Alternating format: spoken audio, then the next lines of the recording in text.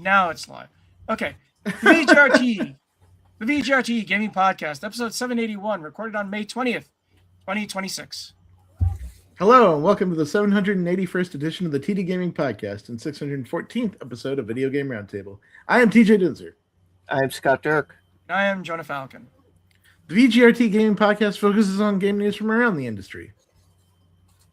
So, Scott, what have you been up to? I've been playing Elementalist. It's a Zelda-like adventure game where you collect these elements, and there's 8 of them. So, and you go to these temples, and you fight the boss, and you get a new element, and you get to use these elements on the enemies, and also to solve puzzles. You have like fire, ice, water, a water bubble, wind, where you can wind jump, and there's like a little earthquake you can do, and lightning. And it gives a lot of interesting puzzle solving to do, where you break rocks or lighting torches and moving blocks around. And it's a fun game, but it does wear its Zelda heart on its sleeve. You can tell it's very Zelda coded. I mean, it doesn't look like Zelda. It may have the same top-down view. It looks like chocolates.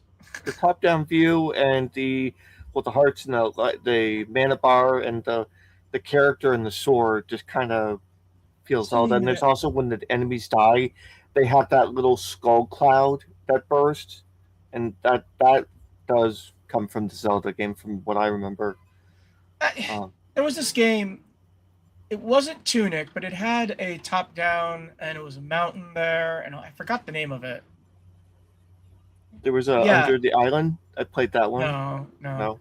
This game's new. It came out in late April, so. Let me see. I might have it. I think I played something a little while ago. I don't remember the name of it, but it was on Game Pass for a while. Oh, okay.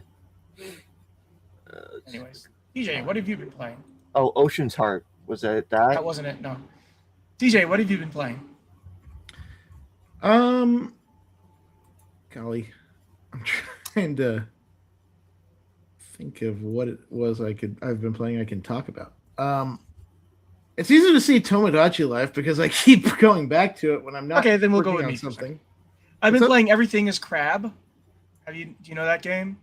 I don't.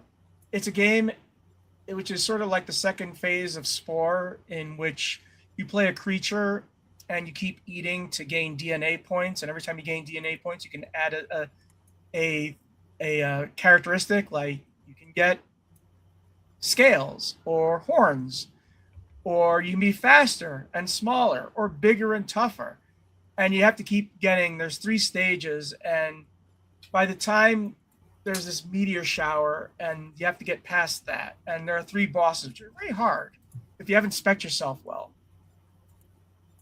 Nice. And it's not in early access, I don't think. I don't think it's early access, but they do have a path. What's it called? You know what I'm talking about. A roadmap. They have a roadmap for additional stuff coming up. So, I did check out the 2 Point Museum Artifacts DLC. Okay. But before you say anything, the other reason to get it, it's $10. Oh, nice. It's $9 right now. I don't know if it's by the guys who did Vampire Survivors, but it's bundled with Vampire Survivors if you want it. Rogue Potato. The name of the game is Everything is Crab. Interesting.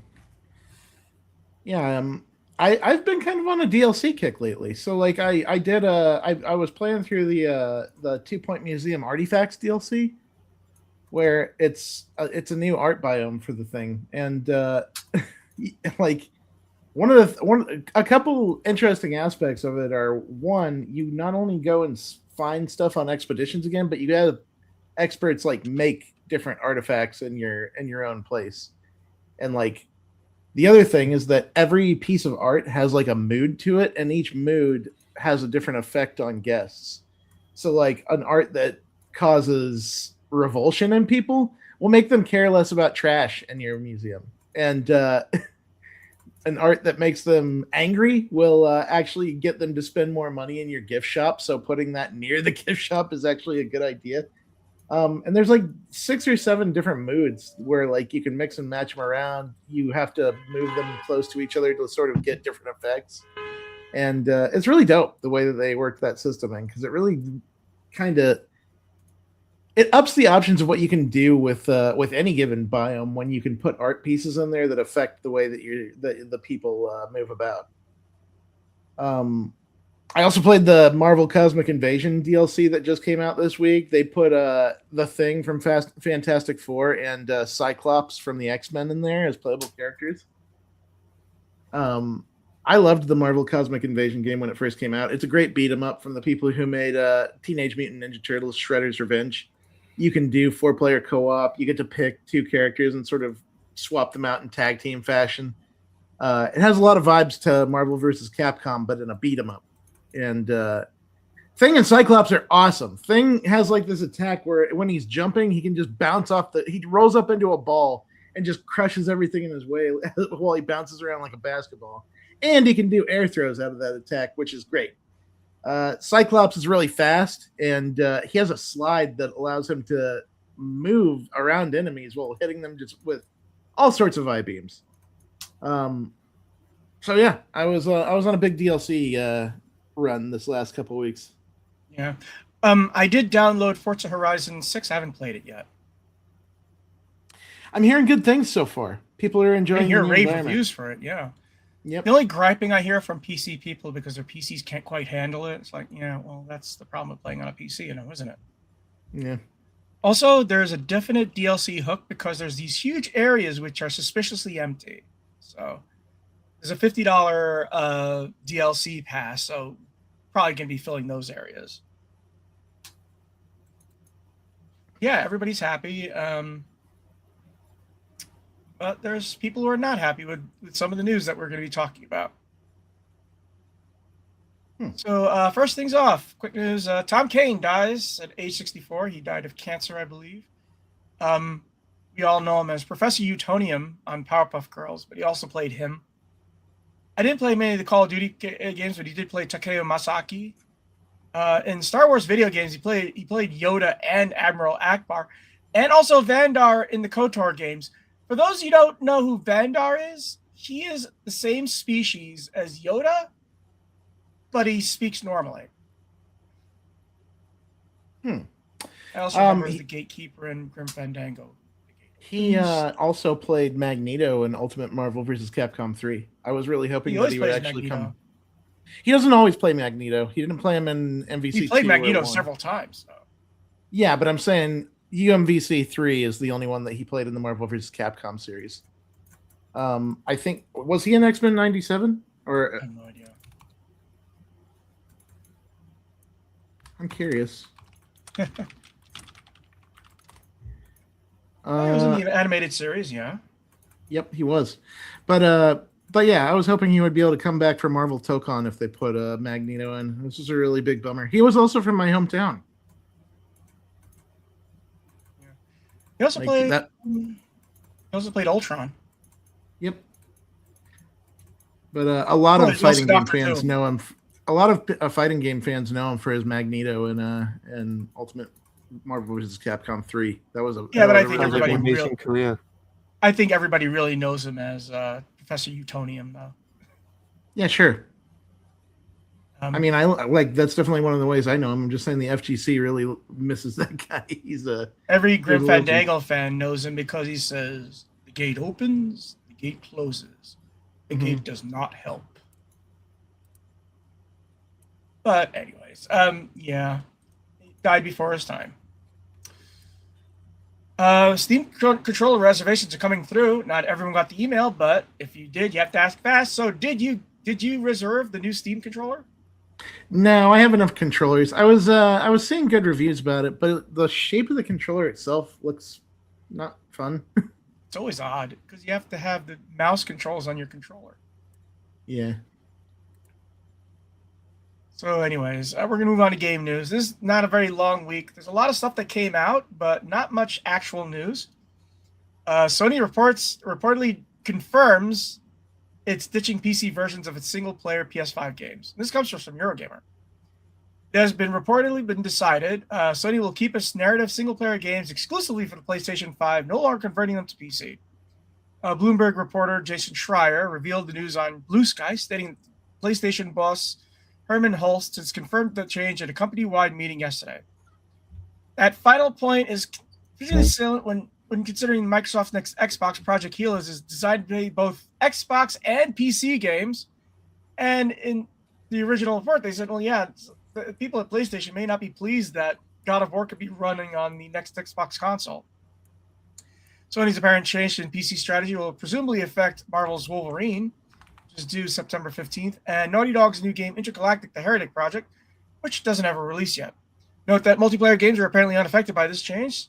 Games such as Marathon and Marvel Tucan, also MLB The Show, although actually Sony has no say in that. That's MLB saying, no, it has to be on Xbox and Switch. And also Helldivers 2. Probably because they depend upon a large, healthy player base in order to find lasting success. It'll be interesting to see how Sony officially communicates this change in approach. Next, they're going to have an hour-long Let's Play. Not Let's Play. Their E3, which though E3 doesn't exist anymore. You have an hour-long time to discuss it. I don't see the point. I mean, do they think people are going to buy a $900 PlayStation Pro just to play some God of War? Yeah, no, I don't think so. But also I wonder if they're trying to just cut costs. I don't know why they would do it that way, because it feels like they had some success on PC, but I don't know. I know Microsoft is saying, hey, guess what? Forza Horizon on PlayStation 5 later this year. Yeah. Funny thing about Microsoft products on Sony is that they're outselling all the other Sony products. Maybe they should be more worried about Microsoft putting games on the PlayStation than they should be PlayStation games playing on the Xbox. They're not going to lose sales if they're able to play it on PC and Xbox. I don't get it. They have, I don't either. I think they have 46% of the share market. Something like that. I don't fully understand PlayStation's business rhetoric. It seems for someone that for what would be like the number, at least number 2, I guess, in the big 3, I guess, they act as if they're on life support, and I don't understand that. I think it's probably maybe they're shy after all the live service failures they had, but I know Pointless Hub says that whenever Sony is in front, they get lazy and they make huge mistakes. See the PlayStation 3 for an example of that. So, and that's what allowed the Xbox 360 to become a major console. And then Microsoft made a mistake with the Xbox One. So they're just going to keep making mistakes. I'm more pissed off that the Wonder Woman game isn't going to come out. That's what I was hoping for. Yeah. Well, lost opportunity. I think Microsoft is still releasing the Blade game. And that's weird. The one that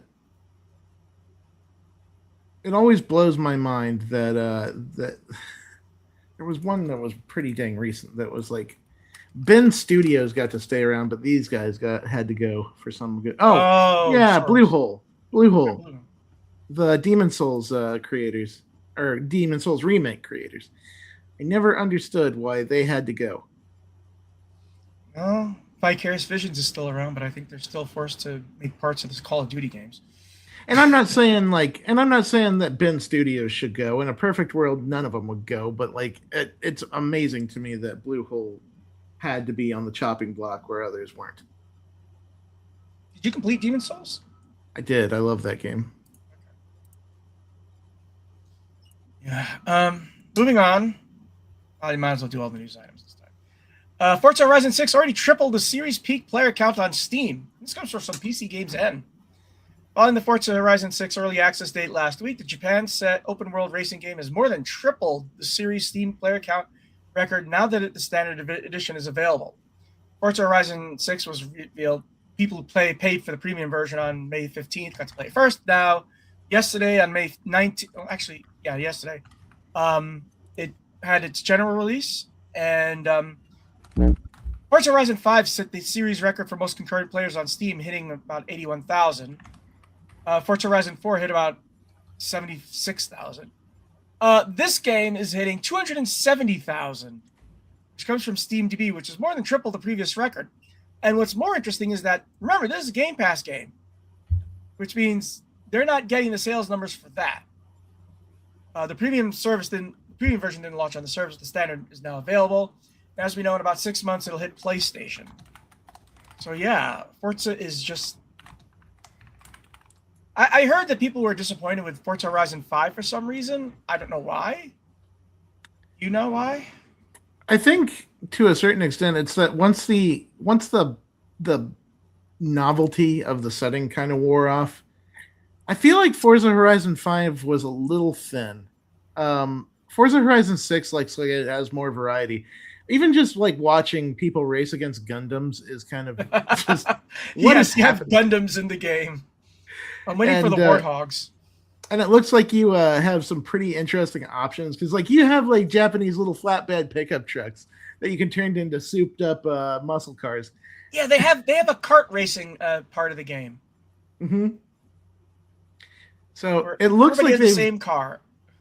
It looks like they've taken a step in a good direction as far as like upping what you can do in the variety of things.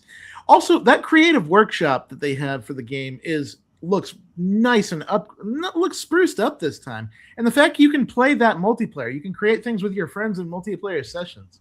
That's a thing that seems pretty dope.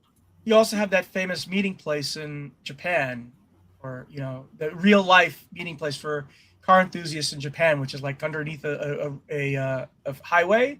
They have it in the game, and that's where people are meeting as well. That's dope. Yeah, it does seem like they just... I think between the new setting, a good variety of things added, and then like the upgrades to their multiplayer stuff, I just think they've done a better game this time. Also, while the map is kind of bigger than Forza Horizon 5, I mean, they made it sound like it's like 40% bigger, but Tokyo is much larger than the city that's in Mexico City. Mm-hmm. Much, much larger, and people are really gravitating to that. Yeah, that thing looks dope all around so far. I really want to get in there and give it a try. Finally, I know I'm making this sound like let's all rag on Sony Day, but this is the news, folks. This is how it came out. They have tripped over themselves several times in an immediate succession. Sony announces a price increase for the new PlayStation Plus subscribers, and this is from some Eurogamer. Sony has announced that PlayStation Plus prices are rising for new customers in select regions. But if you're an existing subscriber, the price change does not apply, not unless the subscription lapses or changes, or that you're in Turkey or India. Starting May 20th, PS Plus prices for new customers will increase in select regions. Due to ongoing market conditions, prices will start, and this for the lowest tier of PlayStation Plus, at $11 for 1 month subscriptions and $28 for 3 month subscriptions. This price change does not apply to current subscribers except in Turkey and India unless the existing subscription changes or lapses. There's no mention of whether this will affect the more expensive extra and premium tiers. The PlayStation Plus Essential is the baseline offering designed to enable multiplayer play while giving a small selection of free games, very small. The more expensive extra and premium tiers offer far more, including this month Red Dead Redemption 2 and Star Wars Outlaws. The big question right now is: are extra and premium going to increase in price? That's the question right now. Yeah, and like, I wonder if it starts at new customers. I wonder how long before this gets pushed to the rest of us, because like, I also happen to notice that they don't have yearly subscriptions on there. Oh, by the way, I have to say that in order to play multiplayer, you have to have PlayStation Plus. Yeah, and it has to be it only applies to non-free to play games. It has to be a game that you pay for. Like Fortnite, you can play without a PlayStation Plus subscription. But like, this seems like a starting point. This seems like a starting point to ease. We're just doing it to new players. It's fine. It'll be fine. And then, PlayStation Plus Premium recently increased to $20 a month, so they already increased that. I'm wondering if it's going to start going up soon.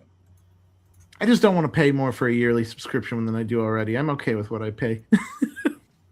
Leave me alone. Yeah, Like well, turning up the I boiling mean, water. What's that? It's like they're turning up the water, making it hotter. oh yeah, Yeah. boiling the frog sort of thing. Yes. Yeah. So some more news, and this one is also irritating people. Ubisoft confirms a new Assassin's Creed, Far Cry, and Ghost Recon games that are coming before April 2029. Wait, 2029? It's 3 years away. 3 years away. What are we doing here, Ubisoft? That's not what's really burning people's britches. As it accelerates first playable generative AI, and I put this in heavy quotes, experience. And they're talking about how they unveiled it with, what's the damn name of that game? Teammates. It was an AI experiment, which also really, really sucked. I have some fun news. Like, do you like Kingdom Come at all, Jonah? Which one? Either of them. Well, I like Kingdom Come, the DC Comics special. I mean Kingdom Come Deliverance. Oh, no, I don't give a shit about Kingdom Come Deliverance. Oh, well, the same people who made that game are making a Middle-earth RPG. I don't know. Kingdom Come Deliverance 2 has a pretty immersive setup. I would be interested to see what happens if by you immersive, you mean boring, right? No. Like, once you get your feet under you and you get into combat, it's pretty great. No. I hated Kingdom Come Deliverance, and I don't think I'm going to like Kingdom Come Deliverance 2 either. So, no. Fair enough. I think, like, the thing that excites me is that, like, we haven't had the last two notable Lord of the Rings games we had were Lord of the Rings Gollum and Tales from the Shire, which aren't exactly barred burners. I mean, Tales from the Shire was such a missed opportunity. Yeah. So, like, I don't know. You tell me that we're about to get into some actual swordplay in Middle Earth again, I might be down. I do want to note that Ubisoft did put a lot of original IPs out, and no one plays them. I mean, even For Honor, no one's playing that anymore. But here's something. Quantum Dream cancels Spellcasters Chronicles 2 months after early access release. That's in record time, buddy. I don't really understand what Quantum Dream is doing these days either. Like, they don't seem to... They seem to be not in a far different place than Ubisoft with, like, just the sheer amount of goodwill they had and then kind of pissing it away. They were sure to make sure people knew that Star Wars Eclipse is not affected by the decision. Oh, good. I was so very concerned. Is that sarcasm? Well, when's the last time we heard about Eclipse either? Let me check. You talked about this one. Tekken 8 Season 3's last DLC character will be revealed at Combo Breaker. Are you going to Combo Breaker? No, that's this weekend. I just got back from travel. I was at EVE FanFest last week. I have no interest in traveling right away again. So they have Kunmitsu and Bob and Roger Jr. There's a lot of people saying that. Okay, so this is rumor. It's not true. It's not a fact yet. But there's a lot of people saying that. Spoilers: at the end of the story, Reina gets the devil gene from Kazuya and turns into a demon version of herself. And there's a lot of people that think that we're gonna get Devil Reina, which would be kind of dope because she's cool. She's a really cool new character.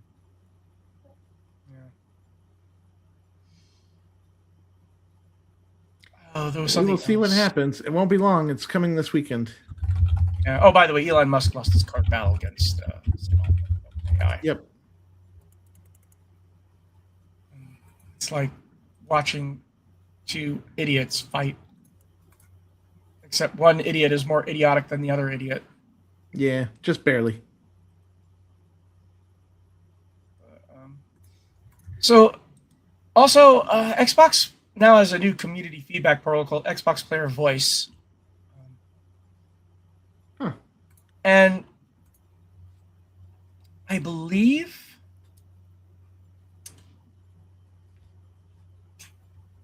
so. What happens is that it's basically a box in which people send suggestions. And the number one suggestion is make some first-party games that are platform exclusive, please. That's the most popular suggestion. And the answer is no. It's making us money. They don't care about a dick waving contest with Sony. Yeah. They really don't. The thing is that, I mean, what would they make single player exclusive? Imagine if they made the Elder Scrolls 6 single player, what's called console exclusive. People would riot. By the way, when's the last time we heard any news about Elder Scrolls 6 anyway? It's been a very long time. No idea when we'll ever see anything. I will say last time. Go ahead. The last time we heard about Elder Scrolls 6, Todd Howard was saying he wished he hadn't announced Elder Scrolls 6 because it's way too far away. What is not very far away is Grand Theft Auto 6. At least that's what they're saying. They're saying it's going to be in November. Again, we'll believe it when we hear it. Yeah. So they did reveal Arrival in Elder Scrolls 6. And it takes its place from the early game in the series, from back in Daggerfall times. So, oh no, I'm sorry.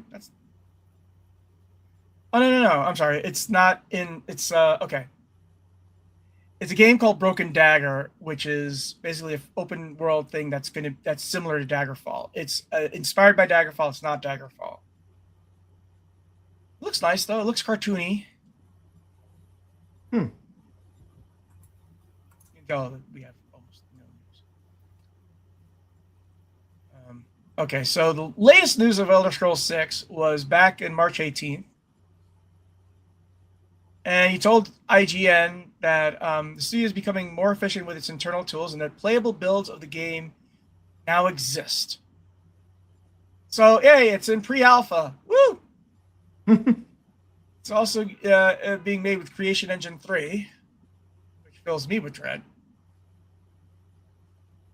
Although I will say this, Unreal Engine 5 has not been a panacea that people think it is. It's okay for demos, but when it's an actual game playing it, it's really bad. It really struggles. Have you heard about this? About how Unreal Engine 5 is not really good for developers? The only thing that it's good for is that it's free until your game makes $1 million, then they take their cut. Yeah. But it's not very good. CryEngine is not as popular because A, it's harder to use, and B, they want to take a cut after your game makes $1,000. So, but one news about that is that Alien Isolation 2 will use the Unreal Engine 5 and not the Cathode engine. And my reaction is, oh, there's an Alien Isolation 2? Yep. I can't remember if they have announced it or if they're about to announce it, but they've confirmed it exists. Okay. Where is it? I've never completed Unreal. Well, go ahead. They dropped a teaser at the end of April, and it was just a teaser. We don't know anything more about it than just it's happening. And it's being made by Creative Assembly. That is weird. They made the first one as well. I know, but I'm just thinking Creative Assembly. When I think Creative Assembly, you know what I'm thinking of, right? I think of the Total War games. Yeah. They're still making DLC for Warhammer 3. I haven't completed Alien Isolation yet. I'm still stuck just after the first alien attack or the alien appearance. I have to play it at some point. Yeah. I will say though, Against the Storm is coming off Game Pass at the end of this month, so I had to pay for it, and I paid for what was essentially a 3-year demo. Play the game for free for 3 years and see if you like it. Well, I like it. Okay, I'll pay for it. I miss game demos. I mean, full game demos. You know. Not that you play the entire game, but you play a big chunk of it. You know. Well, speaking of demos, there's the Adventures of Elliot demo came out on Steam. We've been I playing that. keep hearing good things about that Yeah, it's a fun Zelda-like game. from Square Enix. Mm-hmm. Yeah. Speaking of which, Scott, weren't you talking about next week being Dragon Quest week? Yes, next week is Dragon's Quest Day, and we're looking forward to whatever they reveal. Hopefully, something about Dragon's Quest 12, maybe a remake. Gee, you think? Yeah, and maybe a remake of Dragon's Quest 4, 5, and 6. At least that's what I'm hoping for. What about Dragon Quest Builders 3? I would love that. I don't know if that's possible because I thought the writer left, but I guess anything's possible if they want to make it. And I definitely love the first two games. Oh, you mean Pocopia? No. It is kind of Dragon Quest Builders 3. I'm saying right now, Yeah. Square Enix may be thinking, oh god, Pocopia stole our lunch. Well, it is guys from the Dragon Quest Builders team that made Pocopia. I wasn't just being Well, that cheeky there. explains it then. Yep. That's why those games are so similar. Okay. I see. It is possible. It is possible. Oh, that's good. Yeah. I always loved the building aspect of that, and just you can build whatever you want, and you can build wherever you want, and just live in that world, and just just have fun, and it's really nice. There's something else. Oh yeah. Did you hear where the data centers in Phoenix have increased the temperature of the city by 4 degrees? Yeah, I've heard that they're expecting something similar if they get to put the one up in Utah too. And a lot of people are pissed. Yeah, I've been hearing all sorts of stuff. Water being millions of gallons of water being used up, and electricity being draining the cities. That's not sustainable. They just can't. Oh, what's that? You're going to increase our energy costs, drain our water, and increase the temperature of our land by 20 degrees? And we don't get to vote on it? Oh, no. It'd be a shame if something happened to that data center. Yeah. Just waiting for those headlines to start showing up. Like that's a lot of fuck you to force on people but before they for nothing. And for literally nothing. Take it. For nothing. It's like crypto. There's nothing behind it. It's like people didn't read their history books, and they're just whatever. Very short-sighted. Well, and also it's like a lot of these counties where these are happening, they don't even vote on it. The council votes on it and leave everybody else that would say anything against it out. Which is why you have people showing up at the town halls and just blasting these people. Mm-hmm. Man. So, Civ's tested time update came out, and people say it sucks. You just can't catch a break, huh? It's not a catch a break. It's just that the foundation of Civ 7 is so bad, you just can't change it with patches. Note to take 2, you can't do to Civ what you did with NBA 2K. You can't turn it into a multiplayer game. We've done multiplayer games on the Polycast, but guess what? The game's not meant for that, really. It's just meant for you to fuck around with a few friends and play Civ together. It's not considered an esport. Do you still do Polycasts, Scott? No, I haven't. Not for a long time. Play Civ 6? No, I haven't been playing Civ 6. I haven't been playing the Civilization games. I've been playing my JRPGs and adventure games and playing clicks. You know what Dan's been playing, right? He's What playing has he Civ been 6. Oh yeah, of course. He doesn't play Civ 7. Nope, to 2K. When the founder of Apollodon completely ghosts your game, you might have a bad game. Yeah, he's playing Civ 6 right now. In fact, with his podcast. I wonder what he's at. 2,000, 3,000 hours by now. Oh yeah, definitely thousands of hours. Like I have to play on Godlike because everything else bores me. I can't play on anything higher than Prince. tell you the truth. Yeah, it gets pretty tough. At that point, when you get to godlike, it's not playing a Civ game; it's playing a strategy game. Yeah, That's the you have line I don't make want to all the cross. right decisions. Mm-hmm. Also, you know what? It's not a good idea to name your DLC after a game that was a spin-off by another company. Because I remember Activision's Civilization Test of Time, and also Test of Time 2. That's when, back in those days, when they were fighting over who owns the Civilization license. Well, Sid Meier owns Civilization, so Activision said, okay, fine, we'll just make Test of Time 2. Did you ever play Test of Time? Either one? I thought I did. A lot of people liked it, in fact. Some people liked it more than Civ, and they stuck with it. And that's something that really needs, all these Civ killers, like, like Ara, Stories Untold, and Home, all these other games, they tried too much to be different from Civ. Test of Time did not do that. Test of Time just was Civ, but with different characters like eco-terrorists and lawyers. They took Civ and kept it Civ, but just added wild new crap in it. That's what you need to do. You don't need to make it, we have 3 different eras. I want to like Era, Stories Untold, but it's just, it's labor. It's labor. Yeah. It's... What? By the way, did you hear where OpenAI is going? Is going to be an IPO. They're going to have oh my God, it's going to crash like nothing else. SpaceX also just announced that they're going to do an IPO, and both of them are requesting absurd evaluations. $80 billion. And $80 by the way, billion. That is stupid. or what? I when you open an IPO, that's when you crash. Just ask WeWork. Yeah.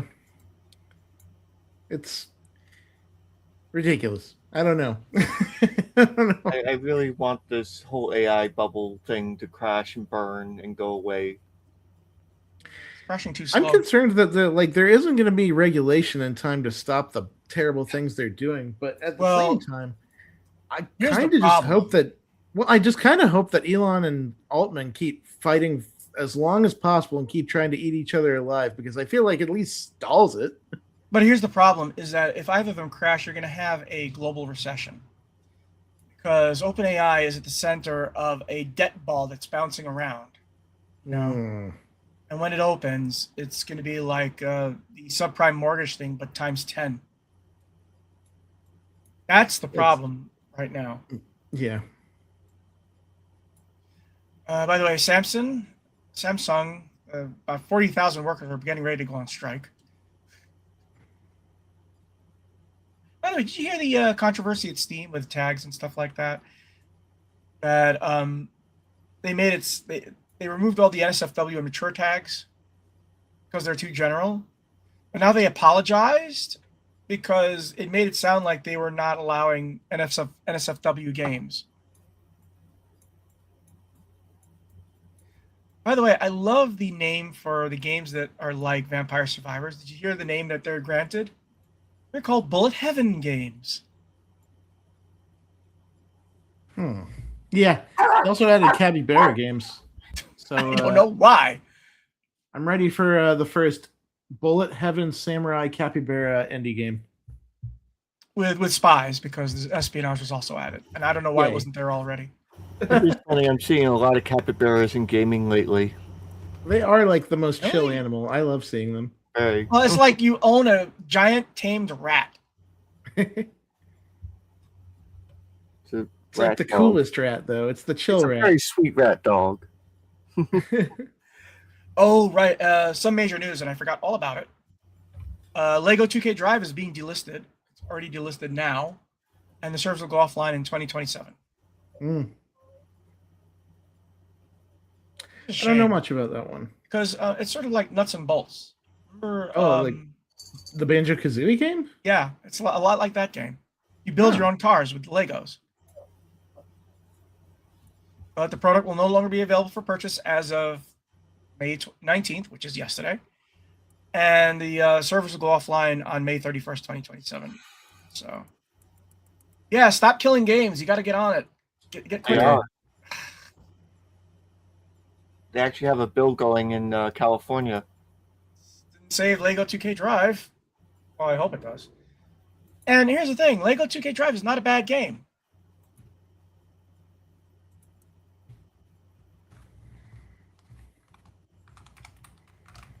Okay. One game I haven't touched in a long while, and this reminds me of it a bit. What was the name of that free-to-play racing game that you could build your own tracks on? I'm trying to remember the name of it. Because that's still going strong. I forgot the name of it. The Lego 2K Drive launched in 2023, so it's not even 3 years.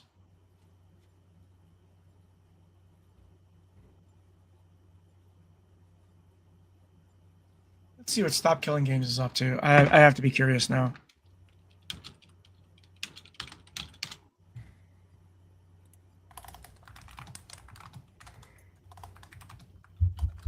Okay, so California wants publishers to stop from killing online games, and it just made some progress. Oh, a new bill has been put out. The bill would reportedly apply to paid games released after January 1st, 2027. That doesn't help anybody right now. Not for people who played The Crew. Not for people who play 2K Racing. Lego Racing. Anyways. Anything else you want to talk about? Because, like I said, this is a really slow week. Yeah. I guess next week's going to be pretty exciting. For you? Yeah, sure. There's Indie Quest, there's Dragon Quest Day, and a lot of the anniversary stream is coming next Wednesday. This is what I get for not putting a gaming history thing this week. I agree. Next week should be pretty awesome. Oh, well, here's some news. Hasbro is spending $1 billion making video games, and none of them are games as a service. So, yeah, that's positive news. I know they keep looking for that next route to go with Baldur's Gate at this point. Because, Hasbro owns Wizard of the Coast, right? Yeah, well, here's the thing. We got some... This is what he said. We have some marquee brands, more casual games like Monopoly and Clue. Then we have our entertainment brands like My Little Pony, Peppa Pig. And they have some more core brands like Dungeons & Dragons and Magic the Gathering. Maybe Transformers and G.I. Joe I'd throw into that camp. So that is sort of like... I know a new Peppa Pig game just came out because it's not Game Pass. But I would love to see a game like Magic the Gathering, Trials of the Planeswalkers. You know, that game that Sid Meier helped back in '95, back in the late '90s. So we're building games mostly around D&D, Magic, Transformers, and maybe some other properties. Then we'll partner with some of the best in the business on more casual games, mobile games, and new emerging platforms like VR, etc., etc. Thank God he didn't say AI or crypto. But yeah, it's interesting because Hasbro can do that. Hasbro can make games that are not live service games because they don't need to. They already have their live service games. It's called toys. Yeah. Oh, that reminds me. One of the biggest games that people have been raving about this week, right? Which one? It's Batman. What's it called? Legends of the Dark Knight. It's getting rave reviews. The Lego Batman, the new Lego Batman game. Yeah, and part of it is because the combat basically apes Arkham Asylum. Yeah, I heard they were pretty shameless, and that was just their inspiration on their sleeve. Yeah, but it's more than that. The story of the game, the way you gain characters. One of the biggest things is that you don't have this broad number of characters like you do with the other Lego games. Like in Lego DC Universe, in 3 DC Universe, you had Ambush Bug and Martian Bat. No, it's just the core Bat family, and that's it. So it's a pretty focused game, and it's getting rave reviews. Mm-hmm. Yep, we reviewed it well. A lot. Our guy liked it a lot. Yeah. So another quote from him is, "You can invest 100 million to build a really great mobile game or a really great live games as a service, like a shooter. And the upside is you make billions and billions. But how many people achieve that upside? It's very low digit percentages, if that. The downside is you don't make anything back, and it's basically a wash." That's interesting. Because I know that the gacha games on mobile make bank. Because all you have to do is find 3 or 4 whales, and they made their money back plus. But Hasbro, it's a failure. So they have their reasons for not doing games of service. So they're going to be sticking to premium games. Like I said, and as you pointed out, they own the D&D license. So if they want to make a Baldur's Gate 4, it's up to them. And I remember Larian saying that Hasbro was not cooperating with them on that, or at least, or something to that effect. That's why Larian is making their own new RPG. I do want a Baldur's Gate 4, but I feel like people will have too high expectations and expect it to look like Baldur's Gate 3 or better than, and I don't think that's going to happen. What if they make it like an isometric RPG, like the first 2 Baldur's Gate games? That would be awesome. But because I know you liked. Oh God, like just too hopeful. It's too good to hope for, and that people have get upset. Have you ever started playing Avowed yet? Hmm. Have you played Avowed yet? Oh no, I haven't. I gotta do that. Because I was saying, because I know you liked Pillars of Eternity, and Pillars of Eternity was ISO. Mm-hmm. But I'm just thinking, you just haven't played Avowed yet, and it's a critical part of the story of Pillars of Eternity. Which, well, like I said, I was not expecting. To play the Pillars of Eternity games. How far did you play? How far did you complete? Did you complete 2 in the expansion? Yeah. Okay, well then, Avowed is going to be just plopping you right in the immediate aftermath of that. Right. Yeah. And it also has a character voiced by Garrus, who acts like Garrus. I don't know if you play Mass Effect, but that means something to me. Did you play Avowed, TJ? I never got a chance to play Avowed. Okay. It's really fun. It's on multi-platform now. I think it's on PlayStation now. Mm-hmm. So. Oh yeah, Hasbro did announce a D&D game, and that's Warlock. They announced it at the Game Awards, which I did not watch. Warlock, like based on the. When I think of Warlock, I think of the 1989 movie. I don't know that that's what a lot of people think of, but that is what I think of. Yeah, they had the official announcement from December 2025, Warlock Dungeons and Dragons. Let's see, did they cancel it?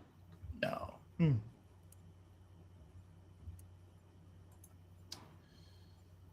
Let's see, they did cancel a D&D game. I don't know if it was Warlock. No, they just canceled a D&D game from Jedi Fallen Order director Stig Asmussen. I don't think that was that wasn't Warlock.